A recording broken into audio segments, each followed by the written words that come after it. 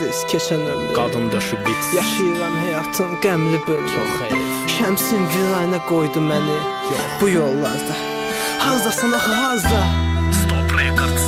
Ey bəndə. 2012. Sənsiz söyüşlərim yığılıb qalıb sinəmdə, bilmirəm onu kim edir. Elə bilmə ki bu mahnı sevgiden, ama bu mahnı peyserlerden. Ama bir yerdə qışqırsın sən peysersən, sən peysersən. Elə bilmə ki bu mahnı sevgiden, ama bu mahnı peyserlerden. Ama bir yerdə qışqırsın sən peysersən, sən peysersən. Setinlə yazın mən öjet olubdu dəftərlər. Didilər uşaqlar ki mövzumuzdu peysərlər. Mən əvvəlində bilirdim ki peysər heyvanlardır. Sonradan şir məni meşəyə çağırıb başa saldı. Elə söhbət sağ olsun meşədəcə bağlandı. Məni buraxanda didi səhv edib bir sandı.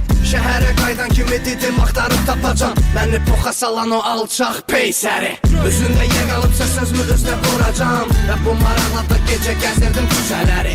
O qədər gördüm sayı yox, özünə təriflənir var yox. Qızı yaşında qızla